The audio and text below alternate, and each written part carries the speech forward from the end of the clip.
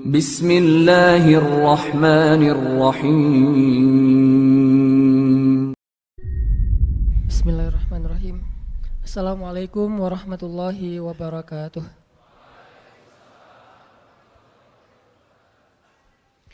Alhamdulillahirabbil alamin. Alhamdulillahilladzi arsala rasulahu bil huda wa dinil haq liyudhhirahu 'alad dini kullihi wa kafaa billahi syahida. Asyhadu an la ilaha illallah wahdahu la syarikalah wa asyhadu anna Muhammadan abduhu wa rasuluh la nabiyya ba'dah. Allahumma shalli wa sallim wa barik ala sayyidina wa habibina wa maulana Muhammadin wa ala alihi wa sahbihi ajmain. Teman-teman yang dirahmati Allah Subhanahu wa taala, barakallahu fikum, jazakumullahu khairal jaza. Makasih banyak untuk keistiqomahan teman-teman hadir. Dan kita emang harus banyak bersyukur.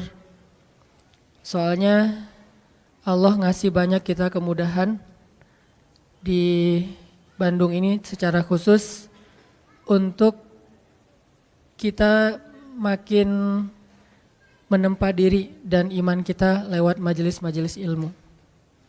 Itu dimudahin banget sama Allah. Ketimbang kalau kita bandingkan dengan teman-teman kita di kota-kota lain, terutama di pelosok. Kemarin saya baru pulang dari Papua, daerah Sorong. Di sana tuh kedatangan saya disambut kayak penyambutan menteri. Jadi pakai acara seremoni ala Papua gitu. Ada apa? Kayak mukul-mukul rebana, tapi dengan genre metal.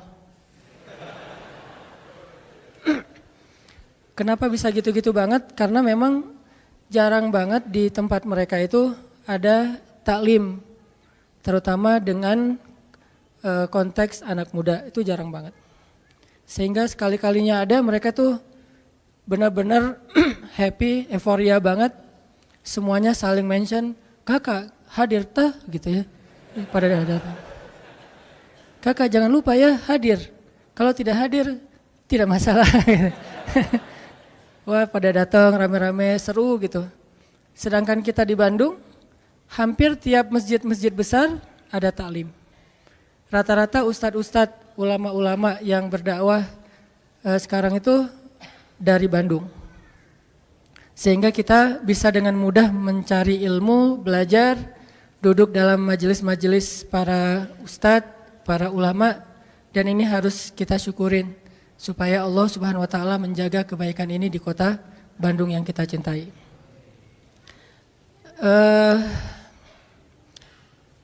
Saya lupa, harusnya malam ini kita melanjutkan kajian tentang Luqman ya, yang kemarin sempat kita bahas di Masjid Telkom.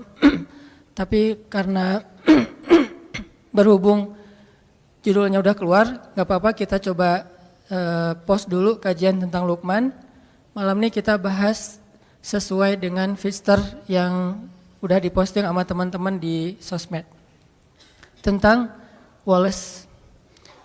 Kalau kita ngelihat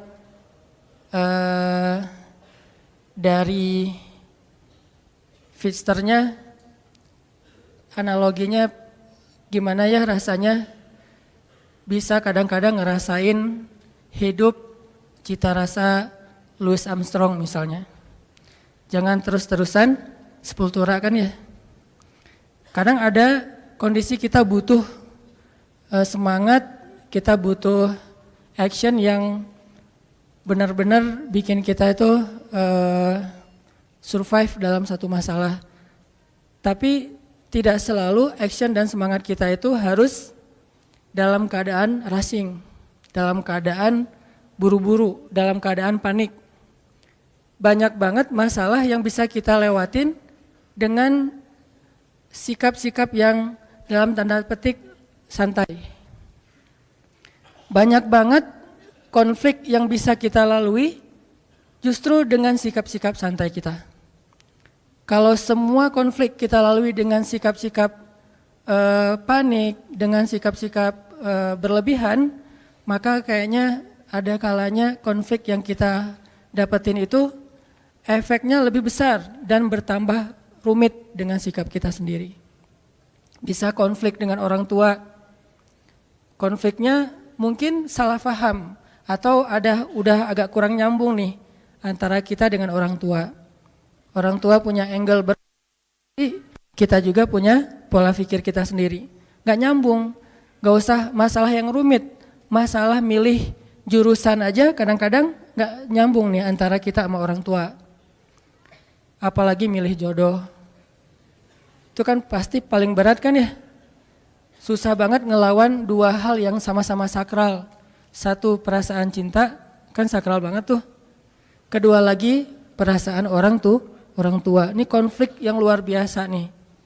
Gimana ngehadapin yang kayak gini-gini tapi dengan sikap yang tidak menambah masalah. Kalaupun tidak mengurangi, minimal tidak menambah masalah. Gimana kita tetap bisa santai, woles dalam kondisi-kondisi yang sulit. Kayak konflik tadi. Atau juga mungkin bagi yang udah nikah, walaupun di sini sedikit kayaknya. Konflik sama pasangan. Memangnya selalu konflik itu bisa kita lalui ketika saling bersitegang? Memangnya konflik itu selalu bisa kita lalui dengan berdebat? Walaupun ada kalanya debat itu bisa memperbaiki keadaan, memperjelas situasi, atau minimal klarifikasi terhadap hal-hal yang mungkin tidak diketahui. Tapi lebih banyaknya justru masalah-masalah pribadi dilalui itu bukan dengan berdebat, justru dengan diam. Bukan dengan berdebat, justru dengan mendoakan di dalam doa masing-masing. Bukan dengan debat, justru dengan muhasabah diri, dengan menenangkan diri. Sehingga Nabi kan mengajarkan kalau kita marah, berdiri suruh duduk. Bukan berdiri suruh lari kan ya, berdiri suruh duduk. Atau dalam keadaan marah disuruh berwudu. Ini tips-tips teknis yang nilainya sebetulnya sama aja. Berusaha untuk menenangkan diri dan melewati suatu masalah itu bukan dengan kepanikan, bukan dengan emosi yang membara. Nah, bisa nggak kita ngelalui hal-hal yang kayak gini? Atau dengan teman yang sama-sama sedang bersaing ngecengin seseorang yang sangat istimewa. Bisa nggak fair play lah ya? Gimana caranya? Apalagi beda sekolah. Bisa nggak dengan sikap woles kita menghindari tawuran? Dengan sikap woles kita nggak ada lagi perang antar kampus atau antar sekolah. Ini semuanya diajarkan oleh Al-Quran, walaupun dengan contoh kasus yang berbeda-beda. Bahkan yang diangkat oleh Al-Quran, kasusnya lebih berat loh dari konflik atau masalah yang kita hadapi. Termasuk yang dicontohkan Nabi di dalam keluarga beliau. Saya sering banget ngisahin kisah keluarga Nabi di mana sikap woles Nabi itu justru nyelesain masalah sama istrinya. Kadang kita berpikir ketika ada konflik antara kita dengan seseorang, sikap tegas kita, sikap keras kita, sikap belak-belakan kita itu bisa mengklirkan masalah. Tapi seringkali ternyata justru memperunyam masalah. Gimana harusnya? Masa saya diam aja? Kadang diam itulah penyelesaiannya. Kadang ya, nggak selalu. Tapi kita kadang malas menggunakan kartu ini nih, kartu diam, kartu muhasabah diri, dan kartu doa. Begitu ada masalah sama seseorang, kita diam, kita wudhu, terus kita sholat, habis sholat kita doain dia. Sebutin namanya. Nanti coba rasain bedanya suasana hati kita tentang dia sebelum dan sesudah doa, before dan after. Mungkin selama ini karena kenapa kita agak susah untuk recovery, susah untuk bisa nyaman lagi dengan orang yang punya konflik sama kita, mungkin kita nggak pernah nyebutin nama dia di dalam doa kita. Hanya doa untuk diri sendiri doang nih. Ya Allah sabarkan saya, sabarkan saya. Coba ditambah, ya Allah sabarkan saya, ya Allah sayangi saudara saya Fulan bin Fulan. Mungkin dia nggak sengaja, maafin dia. Kalau dia benar, maafin saya. Sebutin namanya, lalu coba rasain bedanya perasaan kita tentang dia before dan after kita berdoa dengan nama itu. Kadang kartu ini bisa benar-benar menyelesaikan masalah kita secara amazing, secara ajaib yang kita nggak pernah mikir gitu bisa selesai. Dan Nabi mencontohkan buat kita gimana Wallace itu benar-benar bisa menyelesaikan masalah, terutama masalah-masalah yang hubungannya dengan pribadi. Beda lagi nanti kalau masalah negara, masalah agama kan setiap urusan itu ada sikapnya. Tapi kalau dalam masalah pribadi saya kira sikap Wallace ini paling dominan yang harus kita sering gunain. Contoh yang saya pernah cerita Wallace-nya Nabi kepada istri-istri beliau, salah satunya kepada Aisyah, pas Aisyah cemburu. Ketika Aisyah lagi cemburu, marah-marah, terus minta diantarkan ke rumah Abu Bakar kan, Nabi cuma bilang ya udah saya antarin ya, malah mau dianterin. Aisyah juga mau bilang enggak, bingung gitu, karena keluar rumah sendiri mungkin malam-malam agak susah, mending dianterin sama suami. Ya udah deh, dalam keadaan marah Aisyah pun berkomunikasi sama Nabi. Ya udah saya anterin ya, ya udah nggak apa-apa, tapi marah gitu, dianterin.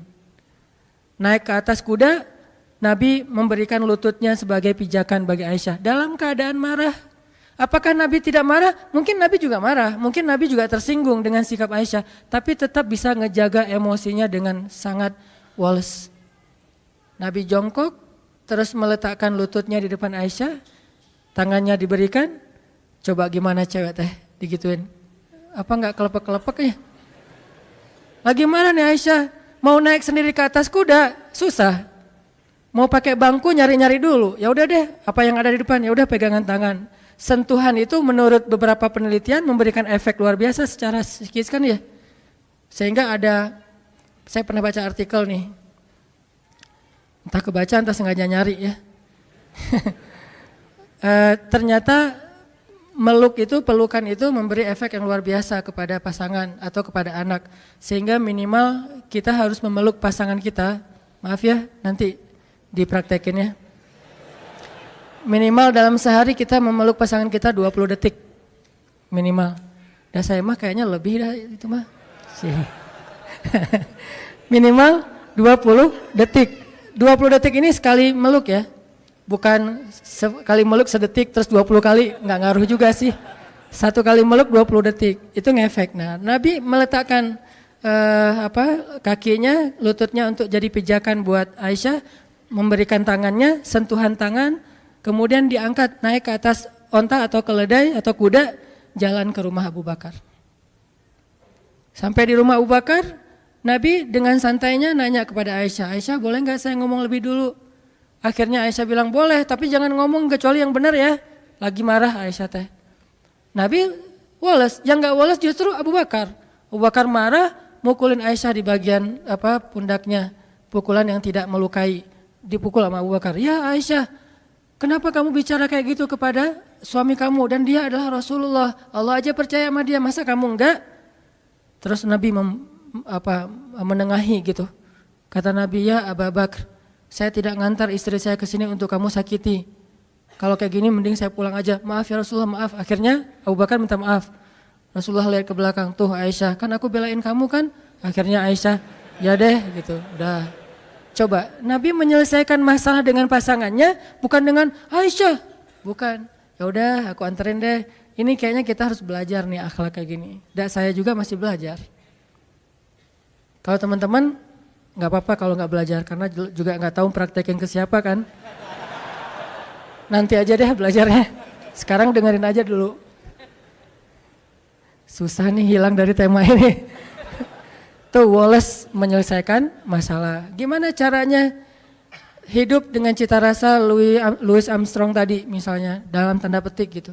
Walaupun kadang butuh cita rasa sepultura gitu, ketika kita lagi dalam keadaan semangat pengen sukses apa segala macam, butuh rushing kayak gitu. Tapi ini dalam kondisi yang sulit, dalam kondisi yang tertekan, dalam kondisi konflik, kadang memang Louis Armstrong itu menjadi cara buat kita menyelesaikan masalah.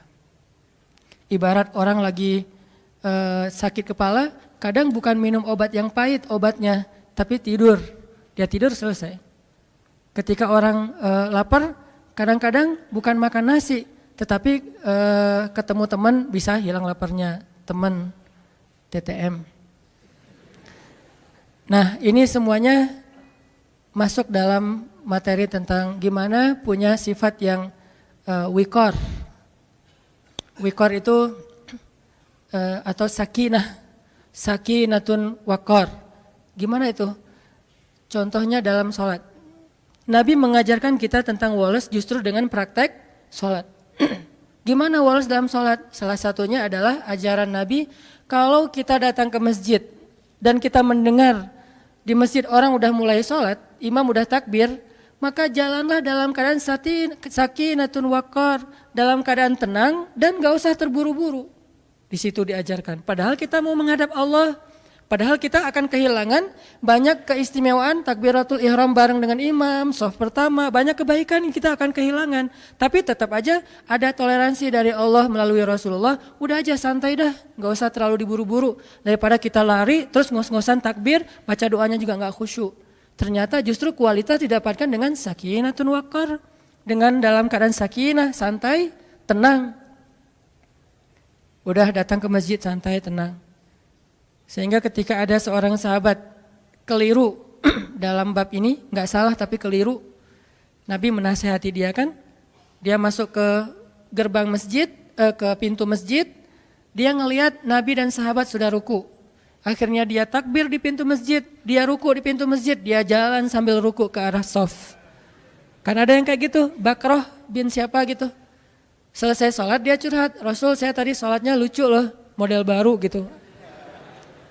Saya nyebutnya tutorial sholat ala Bakroh. Gimana tutorial sholat ala kamu? Saya sholatnya tadi rukunya di pintu masjid, terus sambil ruku, sambil jalan, karena takut ketinggalan rakaat pertama. Ini juga dalil bagi sebagian ulama bahwa ruku itu masuk dalam rakaat pertama. Tapi sebagian yang lain berpendapat berbeda, masing-masing punya mazhab lah, kita respect dengan semua mazhab. Nah, Nabi ngasih tahu, ya udah besok-besok jangan gitu lagi ya. Coba. Nabi juga ngasih taunya woles. Woles tapi nyelesain masalah, bukan woles diam pasif ya.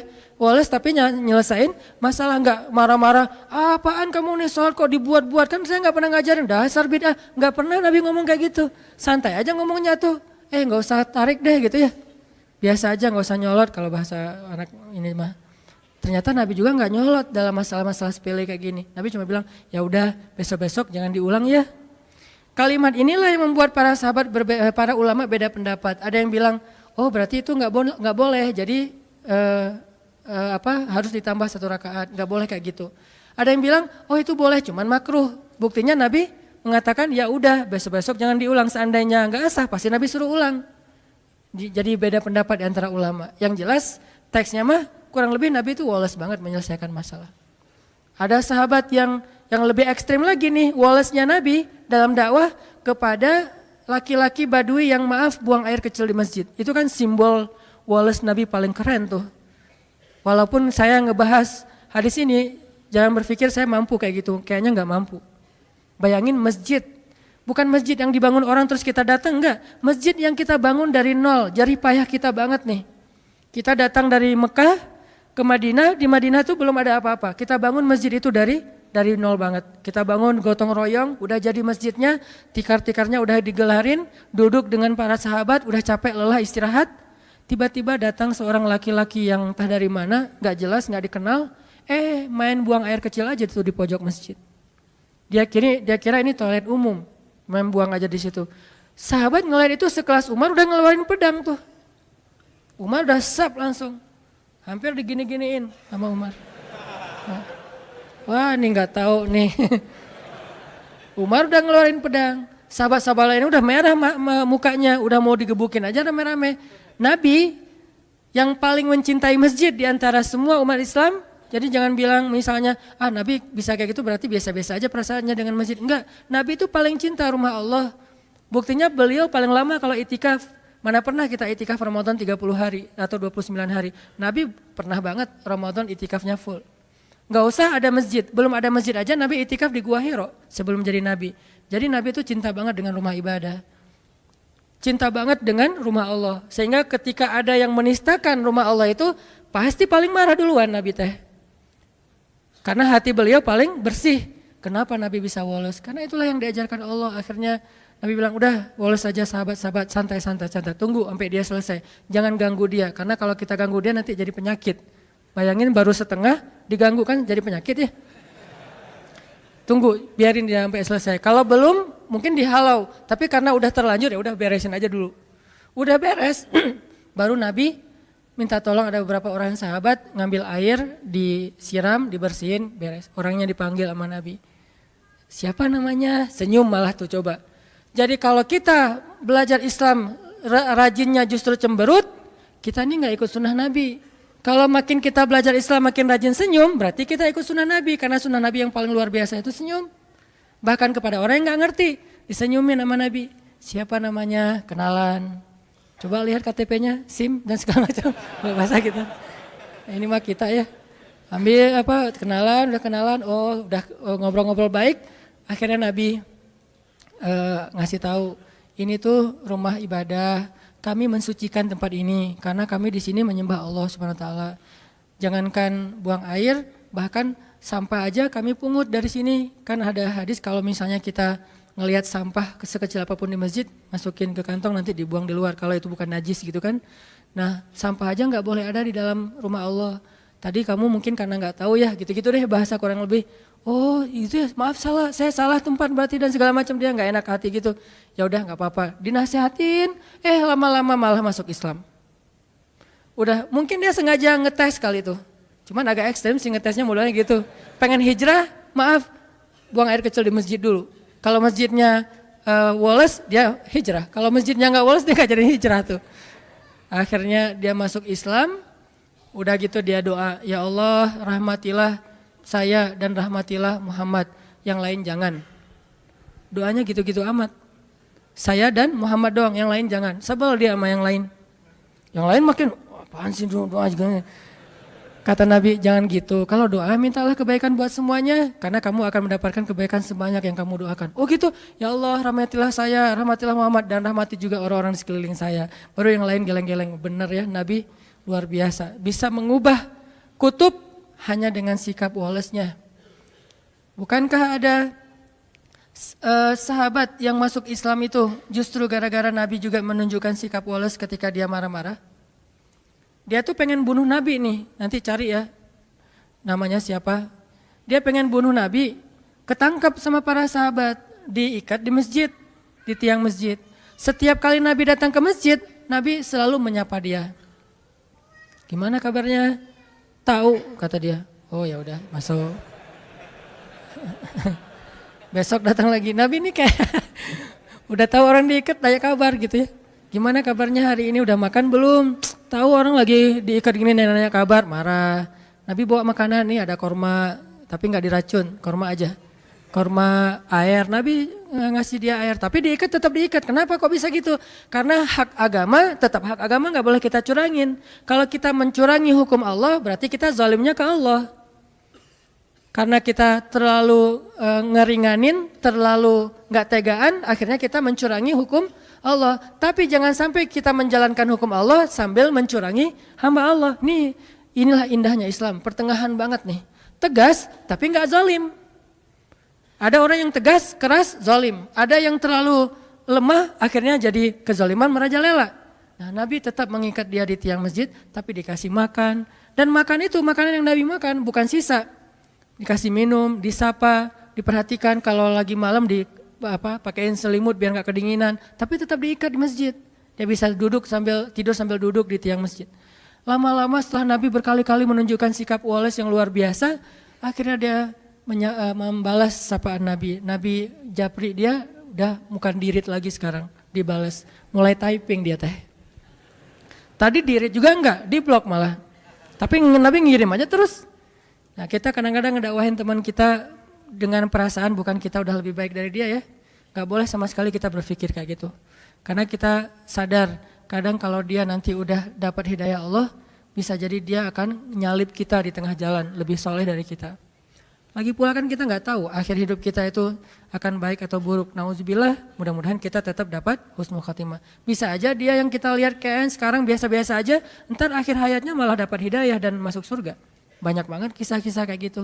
Kita ngedakwahin teman kita karena kita sayang sama dia.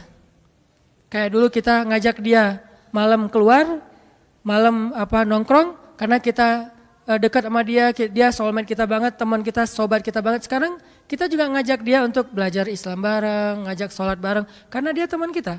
Sebagaimana dulu kita ngajak dia kepada hal yang kita senangi, sekarang juga kita mengajak dia kepada hal yang kita senangi dan insya Allah baik. Bukan karena merasa lebih baik. Kalau disikapin kayak tadi tuh, nah di situ belajar nih. Saya juga masih belajar banget gimana bisa woles. Nggak gampang emang, karena ini urusannya emosi kan, perasaan. Kalau urusannya logika doang sih bisa, tapi kalau udah perasaan kadang-kadang subjektif, egois sih kadang-kadang kita mah. Nabi bisa menekan perasaan itu, sehingga Nabi menunjukkan sikap paling baik. Akhirnya orangnya membalas ketika Nabi bilang, gimana kabarnya hari ini? Baik Muhammad, udah lembut ucapannya, udah pakai emoticon senyum. Oh udah beda nih, tadi kan nggak ada gitu-gituan. Setelah dia udah mulai baik ucapannya, Nabi bilang ke sahabat, lepaskan ikatan dia, dilepasin. Udah dilepaskan, Nabi ngobrol sama dia, akhirnya dia bilang dia ingin kembali kepada kaumnya. Ingin mengambil tebusan. Dan hebatnya Nabi, percaya lagi sama dia tuh. Nabi memberikan kepercayaan itu sebagai bentuk menunjukkan sikap Nabi yang luar biasa. Orang yang pengen bunuh Nabi malah ketika berjanji akan mengambil tebusan terhadap dirinya, karena kan suasana perang berarti harus menebus ya. Nabi percaya, udah pulang aja, kalau kamu menebus datanglah kembali. Cuman sebelum dia pulang Nabi nyuruh dia mandi. Nah ini ada pelajaran juga, ternyata mandi itu bukan soal ketika kita mau malam mingguan doang. Mau ke masjid juga kita sebaiknya mandi walaupun bukan hari Jumat. Dan ini bukan hal wajib sih. Kenapa? Ternyata mandi itu memberi efek dapat hidayah. Dia mandi seperti orang mandi junub, mandi besar. Setelah selesai mandi, tiba-tiba dia dapat hidayah. Baru dia syahadah, dia masuk Islam, dia pulang ke kaumnya, dia dakwahin kaumnya. Lewat mandi Allah memberikan. Kenapa dia bisa dapat hidayah setelah mandi? Sempurna hidayahnya. Kalau sebelum mandi, dia dapat respect dulu kepada Islam, interest dulu kepada Islam. Tapi puncaknya setelah mandi. Kenapa? Allah suka kepada orang yang bersih. Akhirnya dia dapat hidayah dan seterusnya. Ini sikap-sikap Nabi yang luar biasa, woles terhadap orang lain. Sikap sahabat juga banyak, terutama dalam kondisi-kondisi yang sulit dalam peperangan. Walaupun memang sebagian besar kisah di Al-Quran itu peperangan. Bukan berarti kita disuruh perang, bukan. Karena kondisi paling sulit itu kan dalam kondisi peperangan kan. Kayak sekarang di Palestina, di Suriah. Lapar-laparnya orang Indonesia pasti beda lah dengan di Rohingya. Selapar-laparnya orang Indonesia beda dengan Suriah dan Palestina, pasti beda banget tuh. Lapar di sini kita masih bisa nyari, kita masih punya keluarga, punya teman, masih ada. Paling lapar kita di sini tuh dan nggak separah udah lapar, ketakutan, terancam, nggak punya tempat tinggal, kan itu parah banget tuh. Jadi benar-benar baksa, dorro, zulzilu, 3 sekaligus. Kalau kita paling-paling baksa doang lapar. Kalau mereka baksa, dorro, hilang semua harta bendanya termasuk rumah. Zulzilu, diancam. Terombang-ambing perasaannya, nih gimana mau kemana, ke Bangladesh diusir, ke India bentar lagi 4.000 orang mau diusir dari India.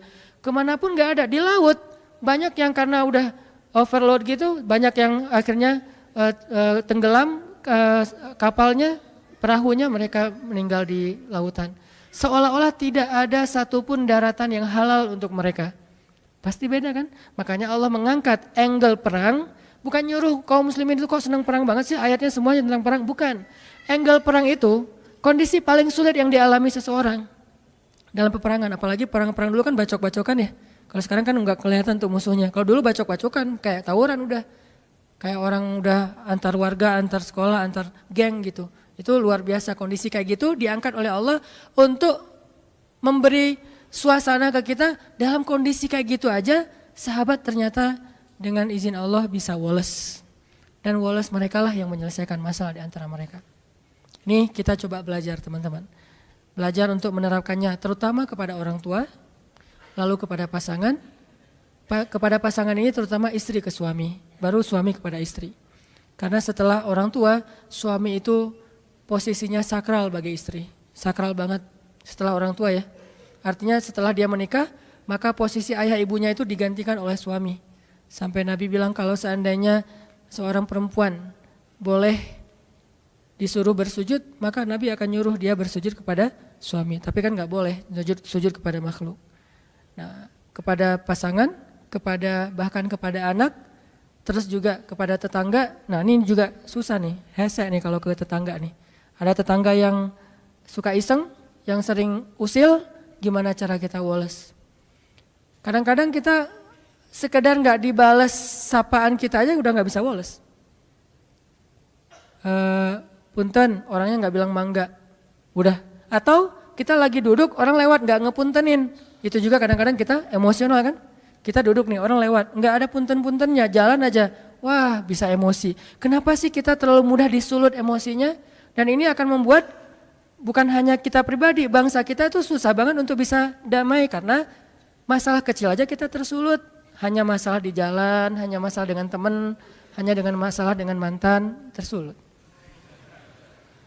Tapi emang susah sih kalau mantan, apalagi mantan yang tidak punya hati ya. Nah, kita sekarang coba baca nih ayat tentang woles di dalam Al-Quran ya. Coba teman-teman buka surat 33 Al-Ahzab ayat 22. Surat 33 Al-Ahzab ayat 22.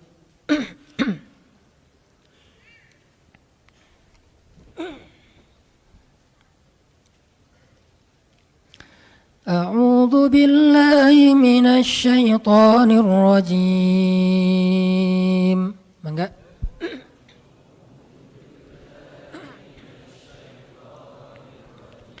Bismillahirrahmanirrahim.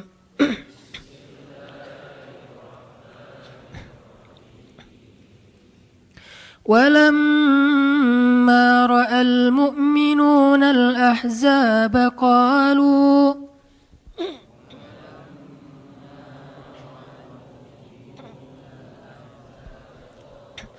قالوا هذا ما وعدنا الله ورسوله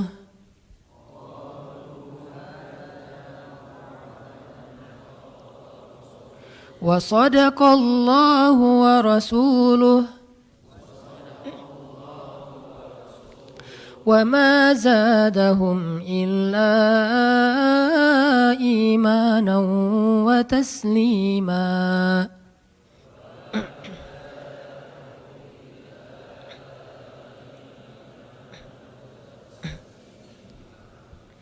Dan ketika orang-orang beriman melihat pasukan-pasukan Ahzab, pasukan Ahzab itu pasukan yang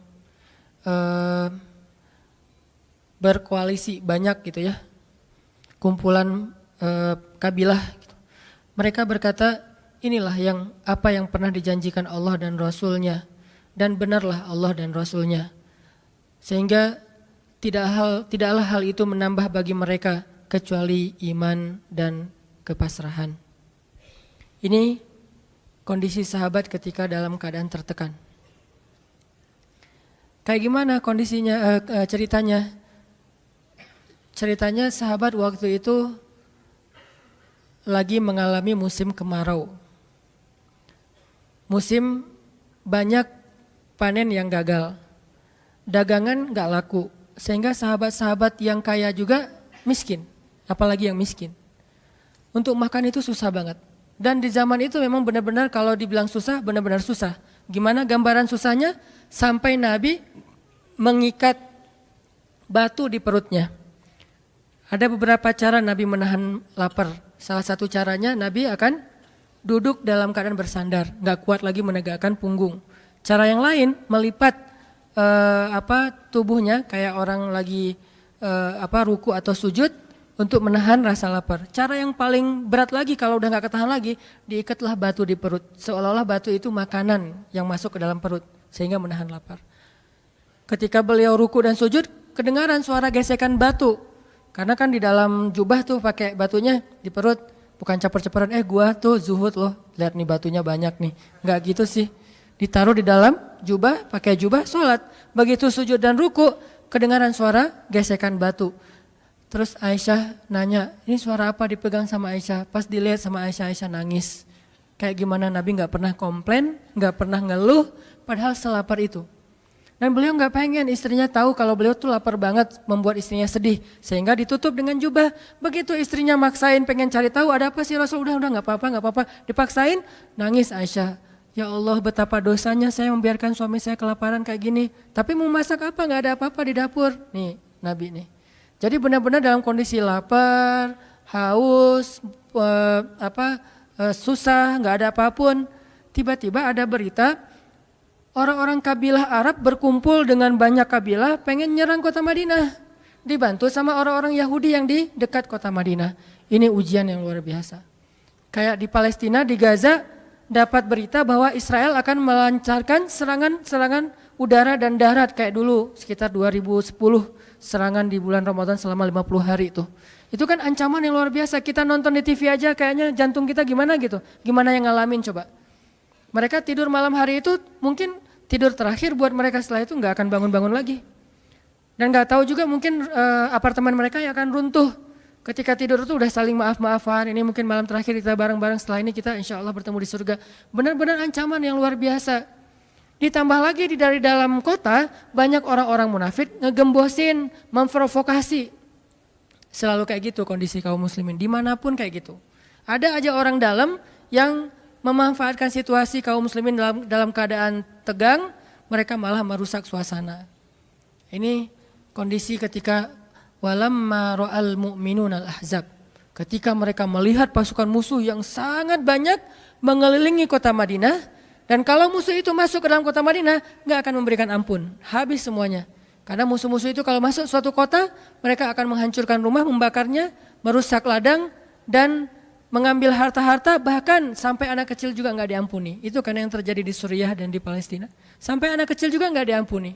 Salah apa anak kecil kayak yang terakhir serangan di Idlib kemarin nih, rumah bersalin diserang. Memang orang bersalin salahnya apa? Memang orang bersalin mau nembak-nembakan gitu. Tapi kayak gitulah sifat dari musuh, ahzab. Pasukan-pasukan koalisi dari berbagai macam kabilah, kalau sekarang negara. Itu kan ujian yang luar biasa nih. Tapi apa yang dirasakan oleh orang-orang yang beriman? Qalu hadza ma wa'adana Allah wa rasuluh. Mereka malah bilang, ini nih yang dulu dijanjikan Allah dan Rasul. Kalau orang Suriah bilang, ini nih yang disebutin di dalam hadis Nabi. Bahwa nanti ketika terjadi huru-hara akhir zaman, iman adanya di Syam. Iman adanya di Syam. Syam itu yang mana? Suriah, Yordania, Palestina, sebagian kecil dari Turki, Lebanon. Iman adanya di Syam, pusatnya di Suriah. Dan terbukti dalam kondisi kayak gitu juga, mereka masih ngafal Quran. Kita kadang-kadang pilek dikit nggak masuk kampus, nggak masuk sekolah ya. Ini dalam kondisi perang masih ngafal Quran. Dan kadang-kadang mereka pergi ke tempat ngafal Quran, masjidnya dihancurkan, nggak pulang lagi tuh. Yang lebih berat bukan anaknya, orang tuanya melepaskan anaknya dalam kondisi perang, pergi ke masjid untuk ngafal Quran, di mana masjid itu banyak banget jadi target serangan bom udara. Itu kan orang tuanya luar biasa tuh perasaan mentalnya, bisa melepaskan anaknya ke masjid. Saya aja ngelepasin anak ke pesantren itu nggak tega. Duh, berapa lama tuh baru bisa dikunjungin? Sebulan sekali babah, kata anak-anak. Wah, sebulan sekali. Nggak jadi deh, nggak usah pesantren, mending di rumah aja. Nggak tega gitu teh. Gimana melepaskan anaknya ke masjid yang mungkin akan diserang setiap saat, kapan aja. Ini iman. Kok bisa kayak gitu? Apa yang menjadikan mereka wales dalam kondisi lebih berat dari kita? Nah kita masalahnya lebih ringan, harusnya lebih wales dari mereka. Jadi makin ditekan, makin yakin sama Allah. Makin banyak masalah, makin yakin sama Allah, makin berserah kepada Allah. Kok bisa kayak gitu? Ada orang yang ketika makin banyak masalah, makin ragu sama Allah. Ini Allah maunya apa sih? Gitu kan?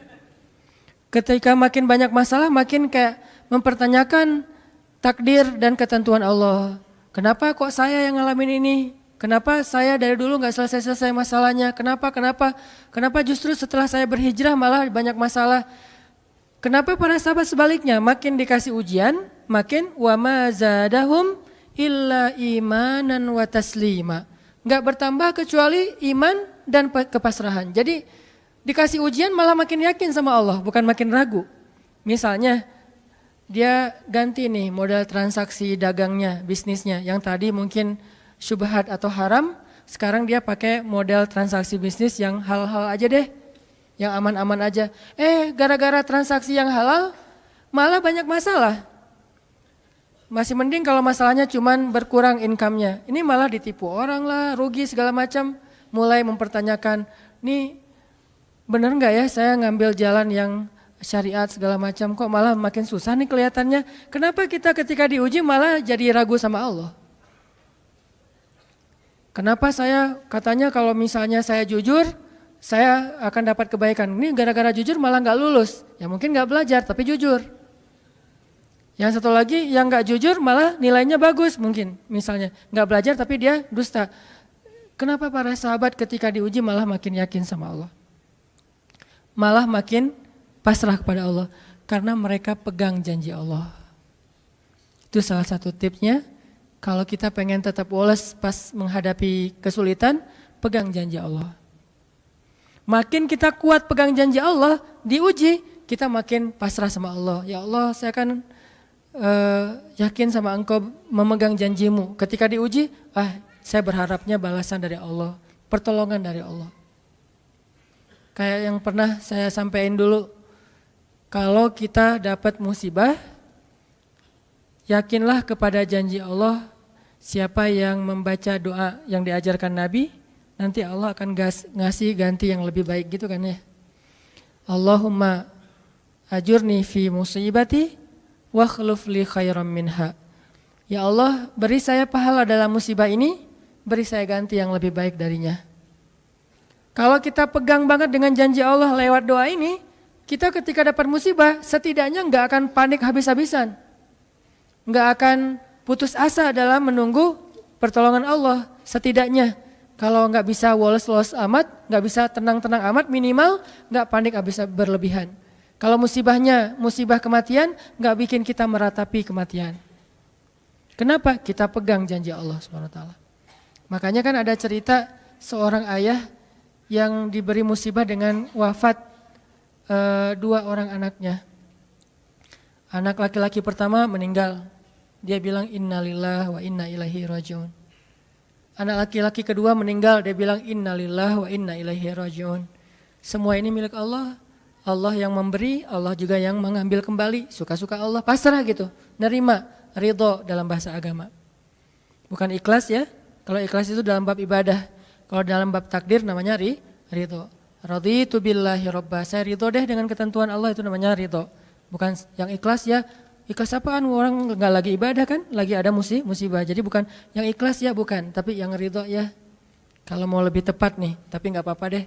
Pakai bahasa kita aja. Tapi kalau mau lebih tepat maknanya yang ridho ya, sing ridho ya gitu. Bukan sing ikhlas. Karena ikhlas itu ibadah ritual. Nah, dia ridho tuh. Innalillahi wa inna ilaihi rajiun. Innalillahi wa inna ilaihi rajiun. Yang ketiga, meninggal juga. Dan dia mulai agak ragu nih. Kok gini-gini amat ya. Suatu malam dia bermimpi. 2 anaknya itu, dalam mimpi itu ayah ini mau jatuh ke sebuah jurang yang di bawahnya api, kayak api neraka gitu. Ditarik sama 2 anaknya. Cuman gak kuat. Kata mereka, seandainya adik ada di sini pasti bisa narik nih, bisa nyelamatin ayah. Kalau adik ada di situ, kenapa cuma 2 yang nolong? Karena 2 itu yang dia ridho, yang satu lagi nggak ridho. Akhirnya cuma 2 orang yang bisa nolong dia di akhirat. Bangun dari mimpi dia sadar, oh ternyata justru Allah pengen nolong dia di akhirat dengan musibah itu. Dan buat anaknya juga kebaikan nanti di akhirat masuk surga. Akhirnya dia bilang innalillahi wa inna ilaihi rajiun, astaghfirullahalazim. Hidup kadang kayak gitu. Ketika kita pegang janji Allah, ada sesuatu yang kita tunggu di dalam kesulitan hidup kita. Sehingga buat kita selalu punya harapan. Tapi kalau kita nggak pegang janji Allah, kita nggak nunggu apa-apa kecuali mengeluhkan keadaan kita. Dan itu bikin kita lemah. Ditolak yang pertama, innalillah wa inna ilaihi rajiun. Ya Allah beri saya yang lebih baik darinya. Nemu nih, ditolak lagi. Lebih cantik tapi nolak juga, kan lebih sakit ya. Lebih cantik ditolak lebih sakit. Ya Allah beri yang lebih baik lagi. Makin lama makin di puncaknya rasa sakit yang udah gak tahan diterima. Nih happy ending nih. Ada gak ya yang kayak gitu ya? Kalau jarang ada berarti belum mempraktekkan jurus ini nih. Kalau pengen kayak gitu coba tes deh. Cuman kalau ngetes Allah tahu sih ya. Coba deh praktekin, bukan ngetes, praktekin. Nanti pasti kita akan ngelihat hasil yang luar biasa.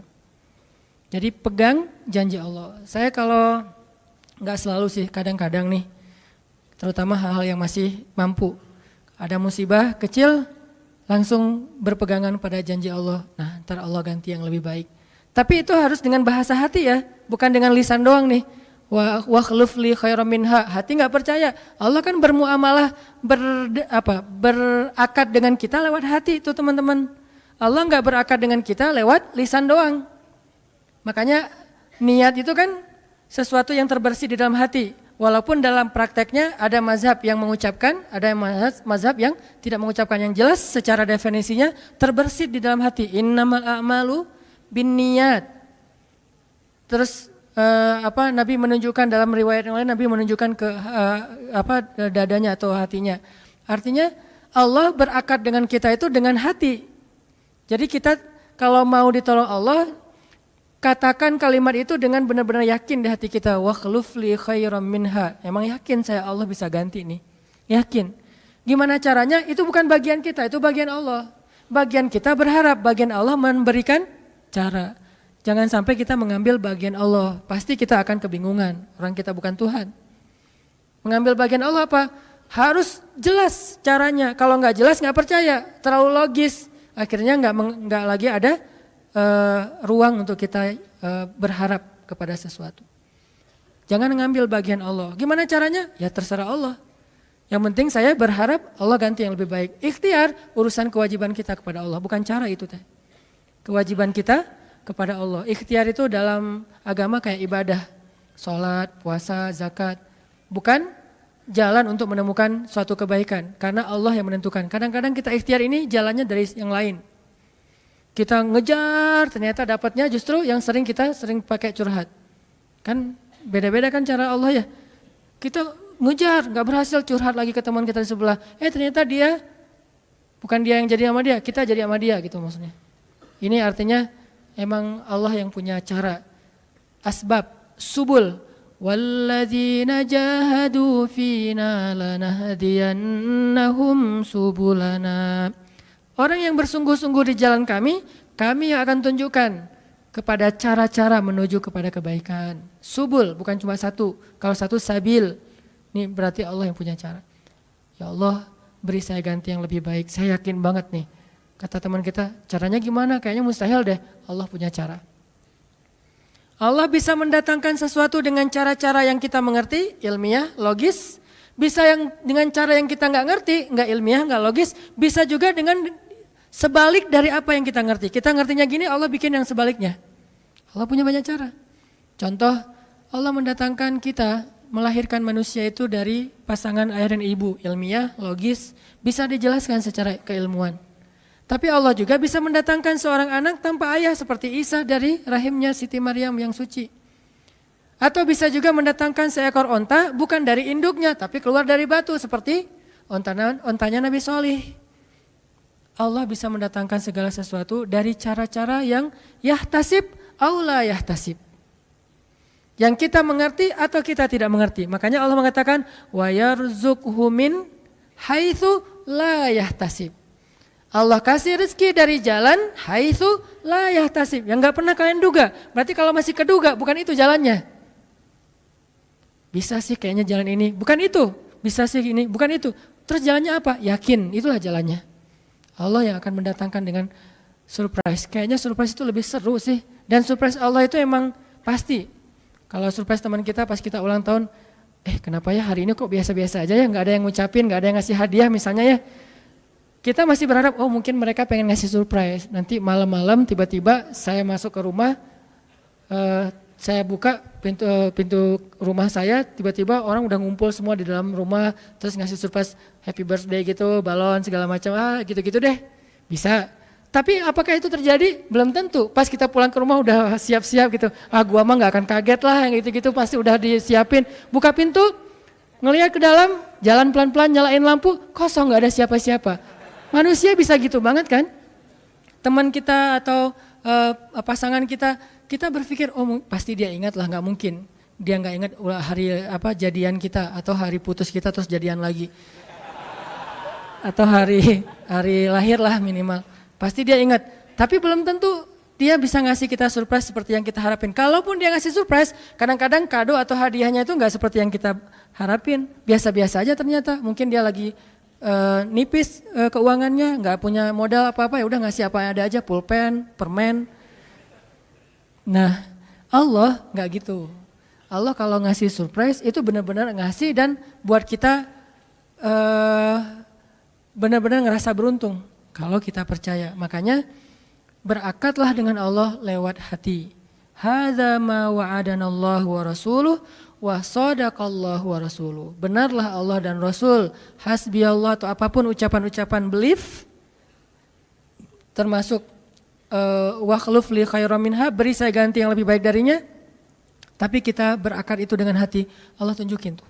Ini yang bisa bikin kita sedikit lebih tenang atau banyak bisa dapat ketenangan kalau kita dalam kondisi yang sulit. Kalau diuji dalam hal-hal yang kayaknya mentok gitu, mau kemana lagi nih, mau gimana lagi nih, mau apa lagi nih, kan gitu kan? Udah nggak tahu lagi mau gimana, mau kemana, mau apa, mau siapa lagi nih? Kayaknya semua yang di list reunian udah ditembak satu-satu, gagal semua gitu kan? Mau siapa lagi nih? Teman kuliah udah, teman SMA udah, sampai teman SD juga udah. Masa nyari teman TK gitu kan ya? Nyari semua nolak, ke siapa lagi? Allah yang punya siapanya. Kadang-kadang siapanya Allah itu kita nggak pernah ngeduga. Yang kita nggak pernah mau ke situ karena berpikir nggak mungkin deh kalau itu mah. Justru kita nggak ngedatangin dia karena kita nggak percaya mungkin. Tapi buat Allah apa sih yang nggak mungkin? Julaibib dengan kondisi rakyat jelata banget ketemu seorang cewek yang selebgram banget. Bisa aja tuh. Apalagi kita yang insya Allah nggak Julaibib amat lah ya. Masih kerenan dikit lah. Walaupun mungkin solehnya pasti jauh dengan Julaibib. Tapi secara fisik ya kita bukan budak. Kita bukan orang yang seperti digambarkan di dalam hadis gimana fisiknya Julaibib sangat pas-pasan. Walaupun tingkat kesolehannya jauh. Pasti sahabat itu tidak tergantikan, tidak tertandingi. Oke, itu satu kasus di Al-Quran gimana Wallace dengan modal pegang janji Allah. Berakad kepada Allah dengan hati. Ini kata kuncinya. Berakad kepada Allah dengan hati. Dan Allah pasti la yukhliful mi'ad. Gak akan ingkar janji. Gak akan. Kalau dengan hati. Masalahnya tingkat hati juga darajat. Lahum darajatun inda rabbihim. Orang yang beriman itu bertingkat-tingkat. Ada yang imannya itu benar-benar luar biasa. Sampai hal yang paling mustahil buat dia tuh gak ada yang mustahil buat Allah. Ada yang berimannya yang berat-berat mah dia masih agak-agak ragu, yang ringan-ringan dia masih yakin. Berarti aku tergantung prasangka hambaku kepadaku.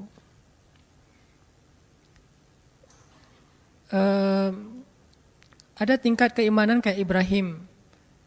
Mungkin kita nggak seperti Ibrahim, sehingga kita nggak bisa nyoba. Saya coba bakar deh. Hasbiyallahu wa ni'mal wakil. Nyalain korek api, kebakar pasti itu mah. Karena kita belum seiman Ibrahim. Di sini kan keukur ya keimanan kita. Gak usah dipancing-pancing lah, nyari aja sendiri. Dan Ibrahim juga gak sekaligus sampai ke level itu teman-teman. Ibrahim sampai ke level itu butuh proses. Salah satu prosesnya direkam di surat Al-Baqarah. Wa idh qala Ibrahimu rabbi arini kaifa tuhyil mauta. Qala awalam tu'min qala bala walakin liyatma'inna qalbi. Ketika Ibrahim berkata, ya Allah gimana cara engkau menghidupkan yang mati? Kata Allah, emangnya kamu gak percaya Ibrahim? Kata Ibrahim, percaya Allah, bala, percaya, maaf. Cuman saya pengen lebih tenang. Berarti apa? Beriman sudah, cuman pengen naik level. Sampai bisa tuma'ninah, Wallace, tenang dalam kondisi seberat apapun. Ini tingkat imannya Ibrahim. Satu lagi kisah di Al-Quran tentang Wallace kayak gini. Coba buka Ali Imran ayat 173. Surat Ali Imran ayat 173. Bismillahirrahmanirrahim.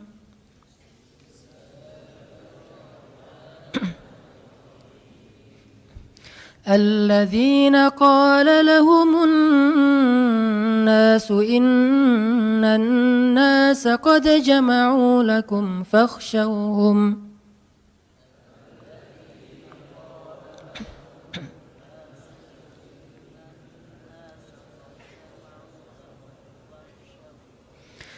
فاخشوهم فزادهم إيمانا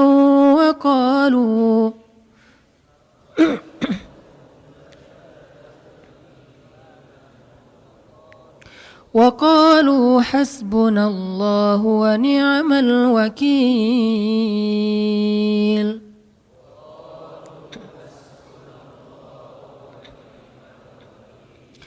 فانقلبوا بنعمة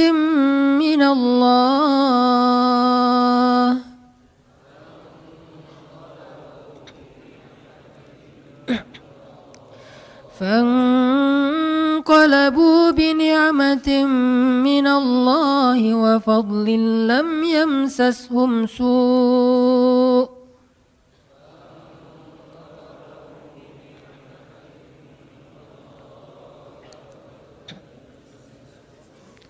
واتبعوا رضوان الله والله ذو فضل عظيم.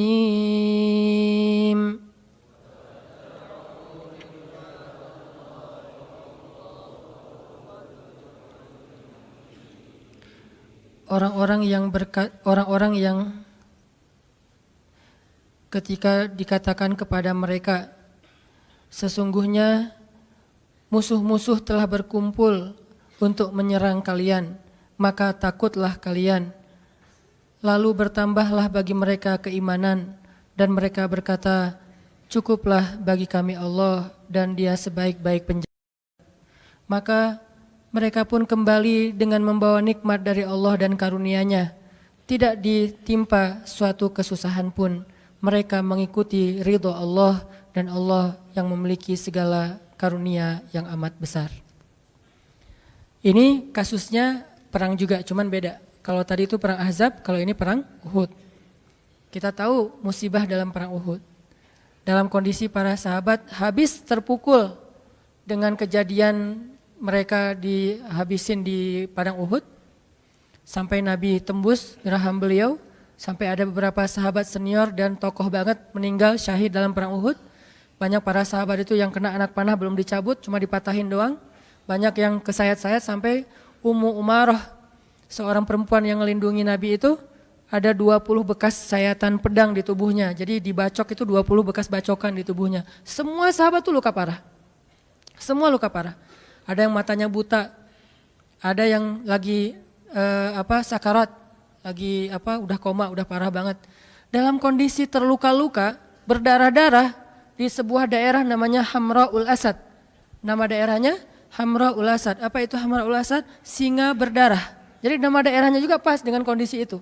Kaum muslimin seperti singa yang habis diserang oleh hyena, dikeroyok, berdarah-darah, luka-luka, menganga gitu.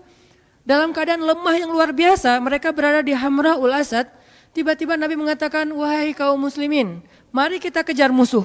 Coba, Nabi itu baru selesai diperban, dalam keadaan luka parah, sahabat juga masih ada yang patah kakinya, patah tangannya, puntung tangannya, ada yang kena luka di perutnya segala macam. Kata Nabi, mari kita kejar musuh. Jangan sampai membiarkan mereka ngerasa euforia udah dapat kemenangan. Sahabat dalam kondisi kayak gitu tuh gak beralasan, ya Rasul, lain kali aja deh, masih banyak hari-hari yang lain, kita pulihkan dulu. Enggak. Rasul juga sakit, kita mah kasihan sama Rasul sih sebetulnya. Enggak, modus ya. Nah, hashtag modus mah cuma ada di kita, di zaman mereka tuh enggak ada modus-modusan. Karena modus pasti masuknya golongan munafikun di zaman itu. Kalau kita kan modus, memang kita juga suka ngemodus kan. Modus perhatian, modus bangunin tahajud, gitu-gitu kan. Kalau itu nggak ngomong, ya Rasul kita mah siap, cuman kasihan nih Rasulullah juga berdarah-darah, masa mau kita ntar daripada Rasulullah celaka atau terjadi apa-apa, udah deh Rasulullah kita istirahat dulu. Enggak, langsung berdiri semuanya. Nggak sanggup berdiri karena kakinya patah, dia duduk. Nggak sanggup berjalan, dia merangkak. Akhirnya pada jalan ngejar dalam kondisi luka-luka parah. Ini kayak singa mau balas musuhnya, lagi berdarah-darah. Hamra'ul Asad, singa berdarah merah, berdarah merah gitu. Akhirnya dalam kondisi sedang semangat-semangatnya, tiba-tiba orang munafik datang lagi nih, selalu kayak gitu. Mereka selalu bikin masalah ketika kaum muslimin lagi ada masalah dipersulit sama mereka. Kata mereka,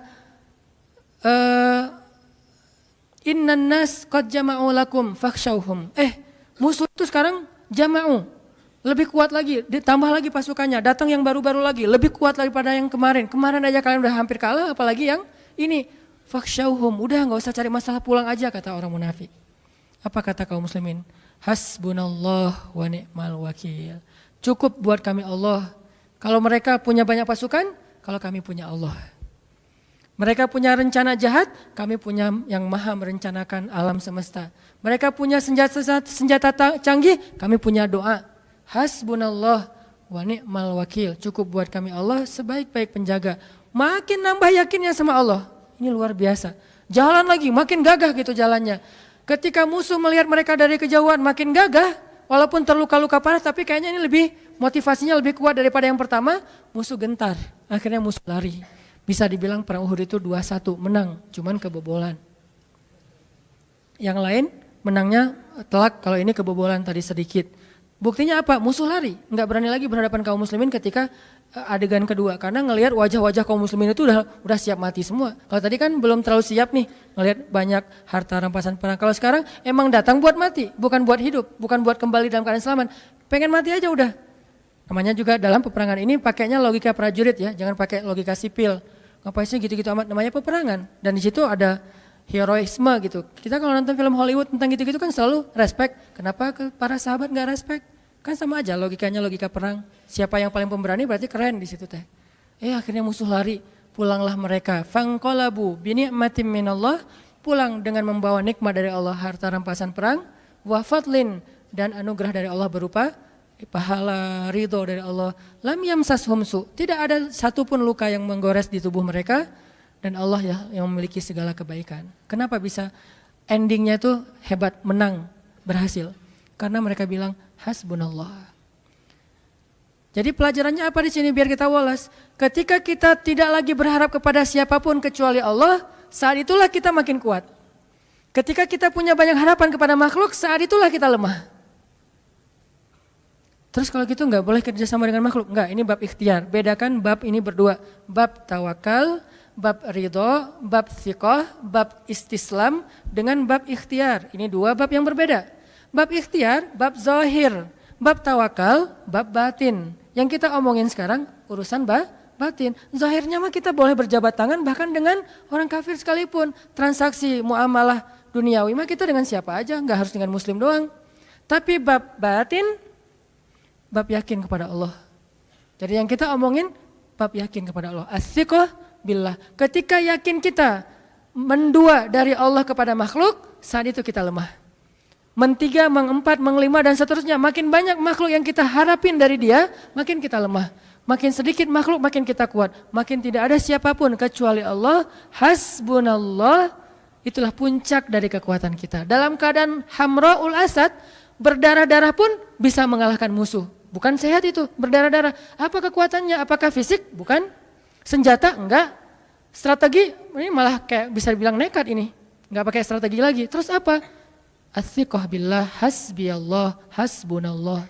Ternyata kekuatan kita biar kita walas, kuat, tenang menghadapi masalah itu bukan ketika kita berpikir masih ada yang nolongin kita di antara makhluk. Justru ketika kita berpikir udah gak ada yang nolong, saya mah berharapnya ke Allah aja. Saat itulah menjadi kuat. Dua pelajaran itu teman-teman mudah-mudahan jadi bekal iman, nambah iman kita, bukan nambah wawasan. Rasa-rasanya ngaji sama saya tuh gak banyak nambah wawasan sih. Karena ya gitu-gitu aja sih sebetulnya. Cuman saya berharap ngajinya itu nambah iman. Kalau mau nambah wawasan, teman-teman bisa belajar ke banyak ulama yang lebih faqih, yang lebih banyak ilmunya dari saya. Ada banyak ustadz yang seperti saya pernah rekomendasi.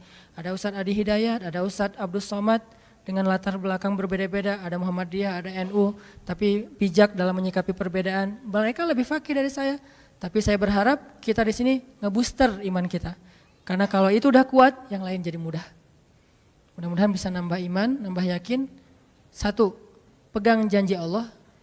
Kedua, jangan berharap kecuali kepada Allah. Walaupun secara zahir berikhtiar kepada manusia. Tapi batin gak boleh terlibat kepada makhluk. Hanya kepada Allah Subhanahu Wa Taala. As-siqah billah. Mudah-mudahan ini menjadi kebaikan buat kita semuanya. Nambah iman. Wa ma zadahum illa imanan. Wa yaziduhum khusyu'a. Bertambah iman, bertambah tunduk kepada Allah Subhanahu wa Ta'ala. Alhamdulillahi Rabbil Alamin.